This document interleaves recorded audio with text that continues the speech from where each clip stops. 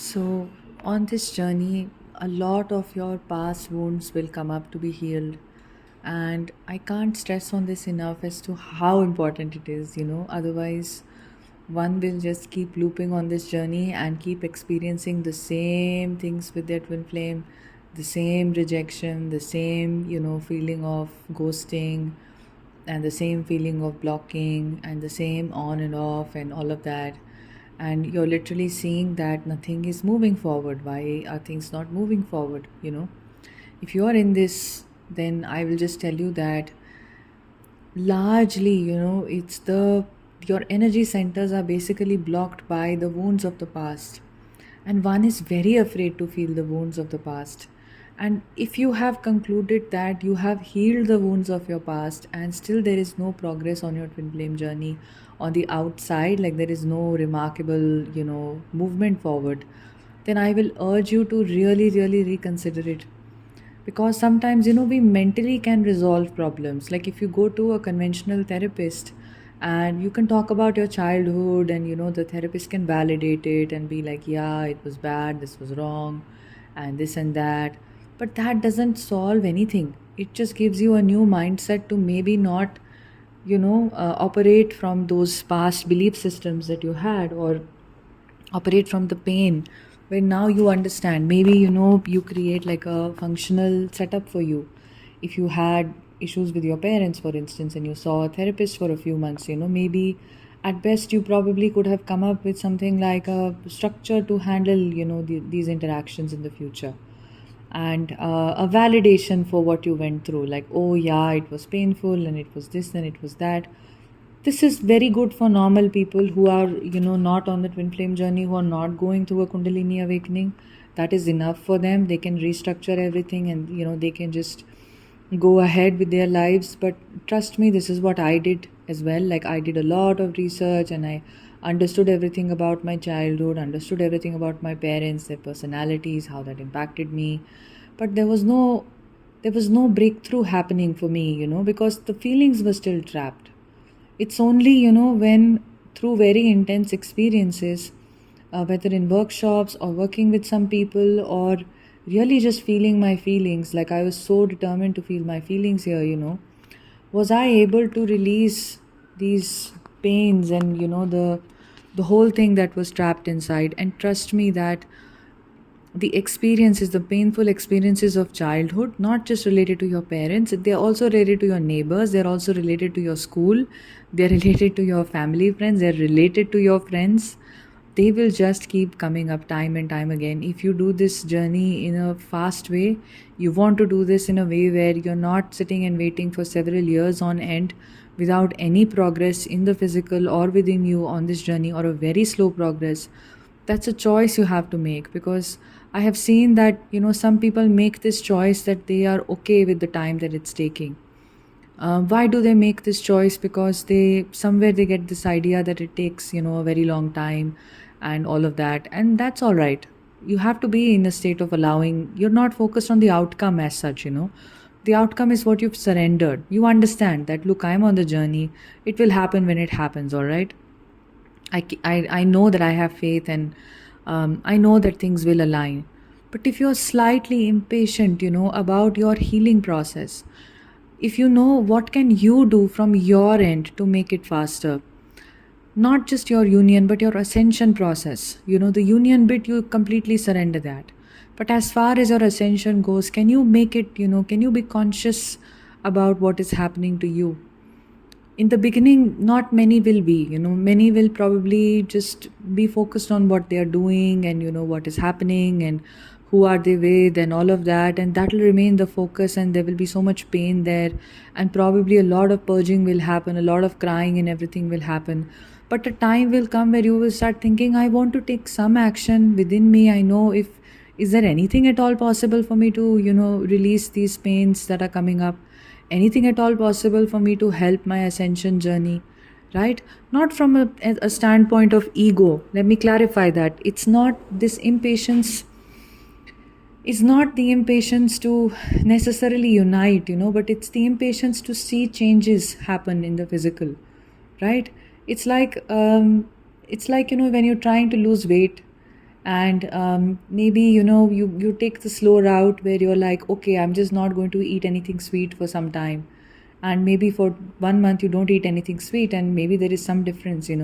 Or the other thing is that you go and find like a very beautiful sustainable diet plan, which is not something that is crazy. It's not like a crash diet plan, but it's a diet plan which is built into your daily food habits, something that understands, okay, you eat this is what you normally eat.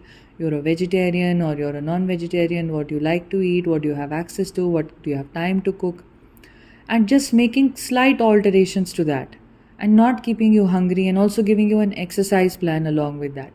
An exercise plan also which is understood, which is not a high intensity workout that you can't do for more than 1 day, but something which is built into this, something which is telling you, okay, you do this, or if you can't do this, at least you do that, with a lot of flexibility, and you've paid a little bit of some money for this so that you're committed to it.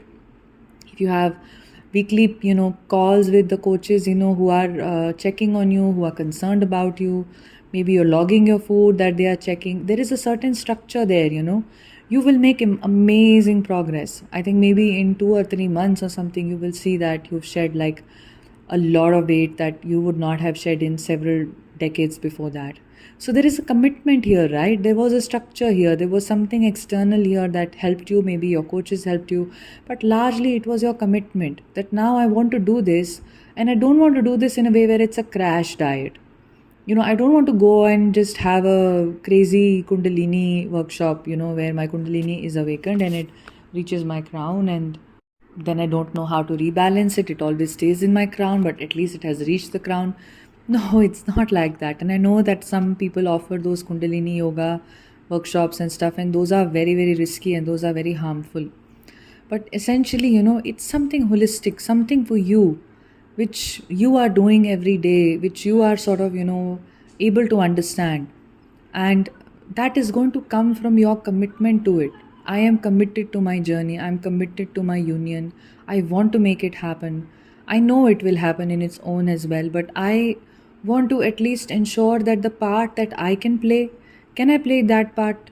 You know, I know that it is about surrender, but till I'm not in that state of surrender, so many things are coming up for me. Like at one point of time, I was told on my journey that, don't do anything, it's just surrender. I mean, that's the kind of information that I came across, that you can't really do anything about it. It takes its own time and it's just about surrender. And it didn't feel right to me, simply because I had already been doing a lot of yoga and meditation. And then I questioned, then why do people do yoga and why do they do kriyas, and why have I been doing that? Which was before my twin flame journey anyway. So I was always looking at the truth of the journey and how to approach it from the point of view of spiritual ascension, largely because I was already on a path of spiritual ascension, albeit a slow one. The twin flame path is a very fast twin flame ascension path. So I used to wonder then, why do people wake up at 4 o'clock and do their kriya, and why is that necessary? Why is this necessary that you eat your food like this, or you eat consciously, or you eat only this way, or you have a certain routine, or in what I was practicing, and in the Hindu traditions you apply vibhuti, and you can question everything then, and you can say, why should I do anything at all now, right? Even when you don't put in any effort and you live your life unconsciously, you will get enlightened, but it may take a few lifetimes. Like that's the truth of it. So I realized that it helped me if I woke up and I did yoga and I did my meditation. It was ensuring at least my day went well. This is all before my journey, before I even met my twin, you know. So I could see the value in that. I could see the value in eating consciously, in eating certain meals, and doing my sadhana, and doing something else, and just following, whatever was suggested and everything. I could see the changes that it was bringing in me, just worshipping the five elements and all of that. So one path could be to not do any of this. And similarly, when you come on this journey, the path can be, now you're already sort of awakened, or not awakened, but you've already been ignited on the journey. So why do anything at all, right? Maybe if that is what your guides are showing you, that you follow the path of not doing anything, then that is your path. But I would tell you that it really varies from person to person. In my experience, my guides really started to show me a lot of things that needed to go away. Every time I would close my eyes at one point of time, I would have images from my childhood. So if I were to not do anything about it, maybe it would have taken years for those experiences to finally be purged out of my system. Because even if I had dreams of those images, even if I had experiences of um, even if I felt the feelings that were coming through just naturally with those images, I don't know if those images ever went away. Still, they kept coming back, they kept coming back. So it was almost like, hey, look here, look here. What is it? What happened in your childhood here with this person in this situation? It wasn't something dramatic, it wasn't something crazy, but it was dramatic for the soul. It was something very simple sometimes, but it had a deep impact. It caused a wound of low self worth to happen. Low self worth is a very, very key component, for the divine feminine to resolve when on the twin flame journey, because she can feel undeserving of a divine masculine. Many, many twin flames feel that within them, right? So this was, I mean, if it's showing up for you, then you have to release it. If your twin is triggering something in you, you see them with someone, or you see something on social media, or they say something to you, or they do something to you, aren't you supposed to see what it is? What is it that you're feeling? What is it that your twin is evoking in you? There can be a lot of things that your twin will be very interested in you resolving. In fact, the more you progress on this journey, you start to realize your twin is just assisting you every step of the way. Throughout your process, they are with you and they are telling you what to heal and what to release. They want you to heal and they want you to release. In certain experiences that I had in my childhood, experiences which were painful for me, that I didn't want to see, that I didn't want to acknowledge, I literally started seeing my twin present in those childhood experiences and enacting those childhood experiences for me, in a way where the wound that was caused by someone else was now my twin trying to act in that way. And of course, I didn't know my twin as a child, but this was very, like, this was so telling for me that, here, come, look at this. Can you look at this right now? You see that the way I am acting right now is basically coming from this place in the childhood, that you're not willing to see, that you're not willing to look at all, right? So if I were to just turn my back here and say, I don't want to do this, I don't want to look at this, it's not important, I've already resolved this, I'm such an independent woman now, I don't care for what happened to me when I was 10, and I don't care for those situations because those aren't relevant for me. I'm on very good terms with everybody from my childhood, or those people I've completely cut off, I don't have anything to do with them. What would I be doing here? I'd just be acting like a cat who closes her eyes because there's danger ahead, you know? So every journey is individualistic. I'm just sharing with you that if you have triggers on your journey, if you have wounds coming up for your journey, if you have past emotions coming up for you, for your in your journey, if you have any triggers which are recurring in your journey, any kind of wounds coming in that you experienced as a child, you re-experienced in your teenage years, you re-experienced it in later on in your life, it's time to look at them. It's to be conscious. You are capable of being conscious.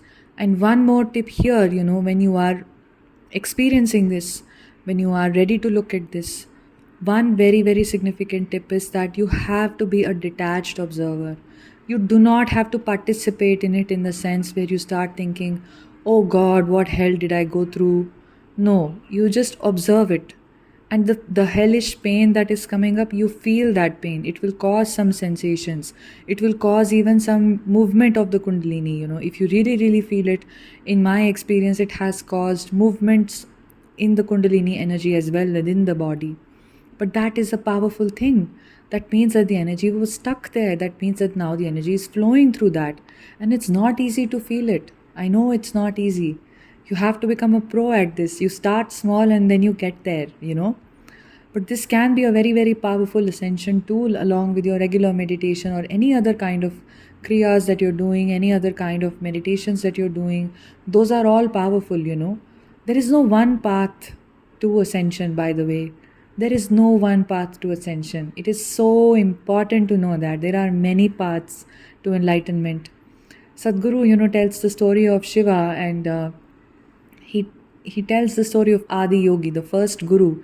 So Shiva is seen in two aspects. One Shiva is the Shiva which is the nothingness, that which is not, from where everything emerges, the supreme consciousness.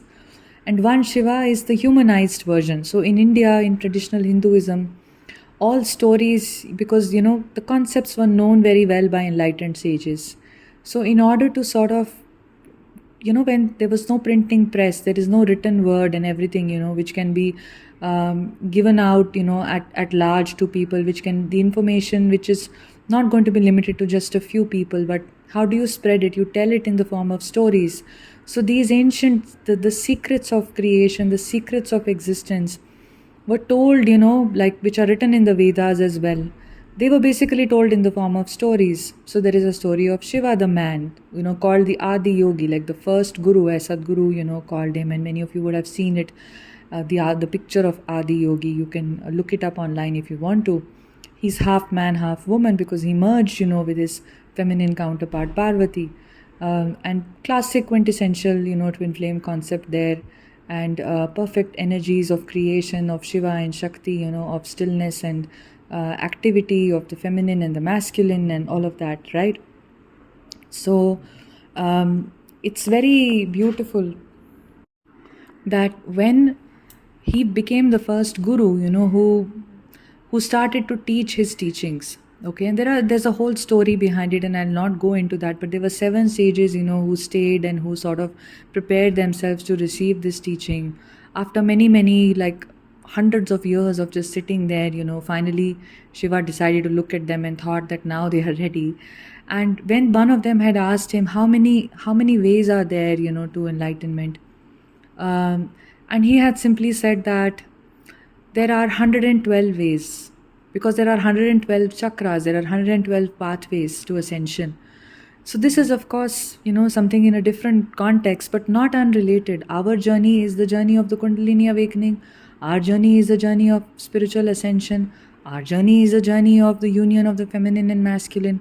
Our journey is the journey of merger with the divine, of becoming divine, which is very well the journey of enlightenment in so many ways as well, right? So just essentially speaking, there is no one way.